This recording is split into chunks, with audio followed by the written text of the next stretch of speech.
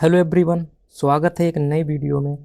तो ये video CCA वालों के लिए स्पेशल रूप से रहने वाला है, जितने भी साथी रेलवे की तैयारी कर रहे हैं और जो नॉर्मल साथी हैं उनके लिए भी ये वीडियो इम्पोर्टेंट रहने वाला है, क्योंकि भाई सभी लोग जो पिछली ग्रुप डी की वैकेंसी थी 2024 की, अभी तक उसका रिजल्ट नहीं आया है।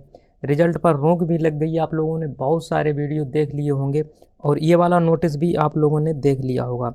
और इस नोटिस में यहाँ पे आप लोगों ने बहुत जगह देखा होगा कि 15 अप्रैल 2026 तक रिजल्ट नहीं आने वाला है, केस हो गया है और बहुत सारी चीज़ें इस वीडियो में हम डिस्कस करने वाले हैं। वीडियो आप लोगों को शुरू से लेकर अंत तक देखते रहना है। बाकी मैं इस टॉपिक पे वीडियो नहीं बनाने वाला था, तो मेरे पास बहुत सारे लोगों ने मैसेज किए और कहा कि पूरा इसका मुझे A to Z सिस्टम समझा दीजिए और बता दीजिए कि इस केस का भविष्य में क्या होने वाला है। बाकी जो रोक लगी हुई है वो रोक क्यों लगी है और जो रिज़ल्ट इसका आने वाला है इस पर क्या प्रभाव पड़ेगा और रिज़ल्ट कब आएगा। बाकी जो भी सीसीए वाले हैं, उन सीसीए वालों के जो मार्क्स एनएसी में होते हैं उनके बराबर होंगे या नहीं, क्योंकि जो 2022 में जिसने अप्रेंटिसशिप किया हुआ है और जो 2022 से पहले वाले हैं, तो पहले वालों के तो अप्रेंटिस में कम नंबर आए हुए, बाद वालों के नंबर 90% से भी ज़्यादा हैं। तो ये सारी चीज़ें इसमें हम रखने वाले हैं। या बाकी यहाँ पे आप लोग देख भी सकते हो कि कोर्ट केस का प्रभाव क्या पड़ेगा या फिर ग्रुप डी पर जो रोक लग गई है इसका भविष्य में क्या रहने वाला है। हमने यूट्यूब पर, वैसे तो मैं ज़्यादा यूट्यूब पर एक्टिव बहुत ही कम रहता हूँ, भाई कोई स्पेशल चीज़ होती है वही मैं शेयर करता हूँ। ऐसा नहीं है, आपने बहुत सारे चैनल देखे होंगे, कुछ भी हो जाए यूट्यूब पर वीडियो बना के डाल दो, चाहे खबर इंपॉर्टेंट हो या ना हो। देखिए, जो कोर्ट केस हुआ था उसका ये निर्णय आया है कि ग्रुप डी पे जो रोक लगी हुई है रिजल्ट की, वो क्यों लगी है उसका मैं आपको कारण बता देता हूँ। कि जितने भी जैसे नए साथी हैं जो भाई सीसीए कर चुके हैं, अप्रेंटिसशिप कर चुके हैं, उन लोगों को तो पता होगा। बाकी बहुत सारे नए साथी हैं जिन्हें यही नहीं पता है कि सीसीए क्या होता है। तो भाई ये अप्रेंटिसशिप होता है। यदि आप आईटीआई करते हो तो रेलवे के थ्रू आपको अप्रेंटिसशिप करा दी जाती है। जो एनएसी का एग्ज़ाम होता है, वहाँ से आपको ग्रुप डी में 20% का आरक्षण मिलता है, जिसके तहत आपकी जो ज्वाइनिंग है वो हो जाती है, क्योंकि इसमें आपको हॉरिजॉन्टल आरक्षण वगैरह और आपका पीटी भी नहीं होता है। ये सारी चीज़ें रहती हैं। तो ये तो नॉर्मल चीज़ हो गई, जो सामान्य बच्चे उनको नहीं पता होगा सीसीए क्या है। तो अब हम बात करते हैं कि आखिर इस पर रोक क्यों लगी। जो भी आपका ग्रुप डी का रिजल्ट है, क्या मामला था, कैसे केस हुआ, क्या चीज़ें हुई। तो यहाँ पे आपको एक चीज़ देखिए, जो सीसीए आपके 2022 से पहले वाले बच्चे थे, यानी 2022 से नीचे वाले बच्चे, और कुछ ऐसे बच्चे थे जो 2022 और उससे ऊपर वाले बच्चे थे। तो 2022 से पहले होता ये था कि यदि आप लोग अप्रेंटिसशिप करने जाते थे तो आप लोगों का एग्ज़ाम जो था वो सेंटर जाता था और वहाँ पे आपका एग्ज़ाम होता था जो एनएसी वाला होता था, क्योंकि जो एनएसी का एग्ज़ाम है उसी के बेसिस पे आपको ग्रुप डी में छूट मिलती है, उनके नंबर जुड़ते हैं। और जो 2022 से पहले वाले बच्चे थे उन लोगों का जो सेंटर जाता था उसमें नंबर कम आते थे। 2022 में ऐसा हुआ कि जिस भी एस्टेब्लिशमेंट में या जो भी वर्कशॉप में आप लोग ट्रेनिंग करते हो, वहाँ पे ही एग्ज़ाम हो जाता है और वहाँ पे बहुत अच्छे तरीके से आपको नंबर दे दिए जाते हैं। जितने भी साथी 2022 या उसके बाद किए हुए हैं उनको ये अच्छे से पता होगा कि उनको मार्क्स कैसे वहाँ पे डिस्ट्रीब्यूट किए जाते हैं और कैसे मार्क्स मिलते हैं। 99%, 98% ऐसे दे दिए जाते हैं। भाई जिसके 99% आ गए उसका 1/3 वेटेज जुड़ेगा, तो 33 नंबर तो सीधे सीधे उसके जुड़ गए। और वही 2022 से पहले वाले बच्चे हैं, किसी का 75% आया तो उसका 1/3 करोगे उसे 25 नंबर ही मिलेंगे। तो हुआ क्या कि 2022 से पहले वाले जो भी बच्चे थे उन लोगों ने जो अपनी बातें रखी हैं कोर्ट में, या जो भी कोर्ट में केस किया गया कि भाई जो अभी नए सीसीए वाले बच्चे बाहर हो रहे हैं उनके मार्क्स ज़्यादा हैं, तो हमारे मार्क्स भी उनके बराबर कर दिया जाए या फिर उनके मार्क्स हमारे बराबर कर दिए जाएँ। यानी जैसे हमारे मान लो 75% आ रहे, हमने तो पहले किया हुआ है, और जो बच्चे हैं जिनके 99% आ रहे, तो या तो ऐसा किया जाए हमारे उठा के 99% कर दिए जाए, या फिर जो बच्चे 99 लेके आए उनके उठा के 75 कर दिए जाए, या फिर सभी का एवरेज निकाल के लगभग 85 के आसपास सभी के कर दिए जाएँ, जिससे कि जो एनएसी वाला है किसी के साथ भेदभाव ना हो।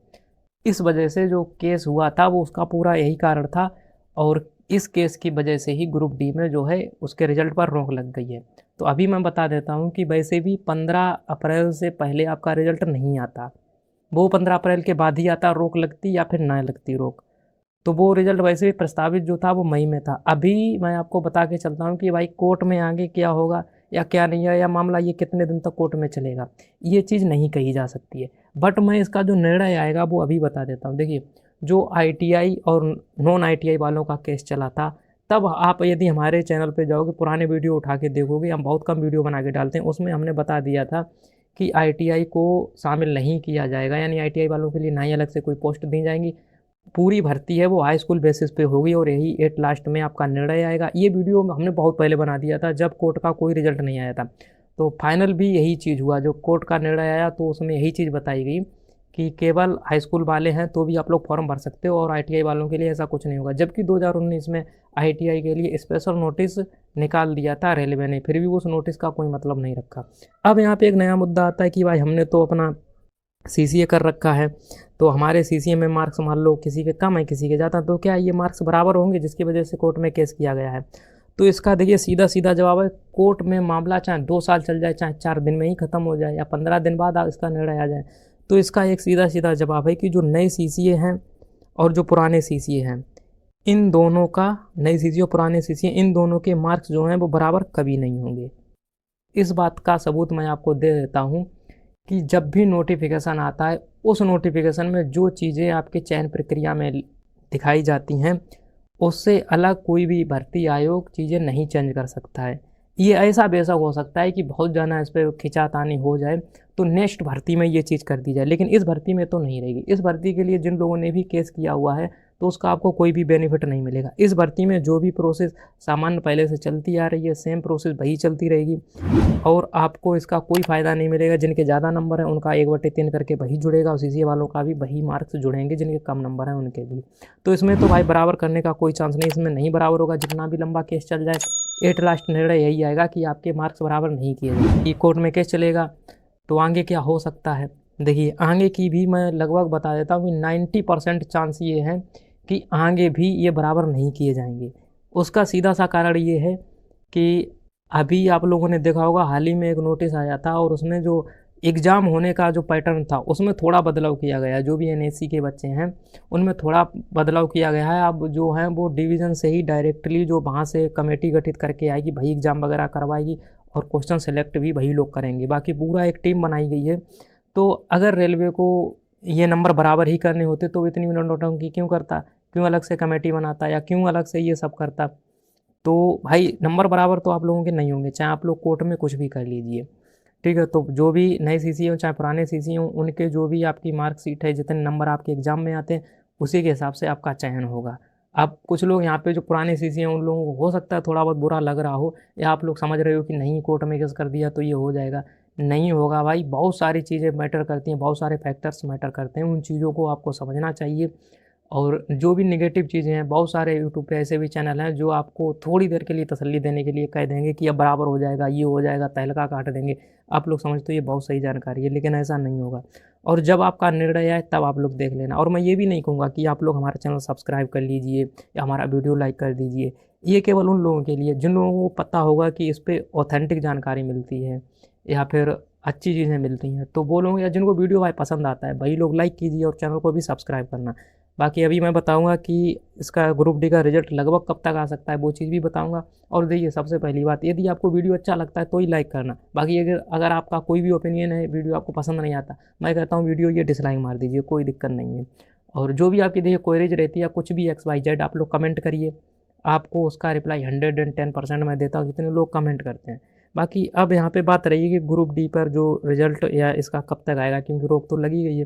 तो मैं बता दूं कि ये लोग ज़्यादा लंबा नहीं खींचेंगे, क्योंकि उत्तर प्रदेश में है चुनाव और सबसे बड़ा राज्य, उसके चुनाव पर इफेक्ट सीधा सीधा इस भर्ती का पड़ेगा, क्योंकि 32,000 भर्ती प्लस ये 22,000 वाली भी भर्ती के एग्ज़ाम होने हैं।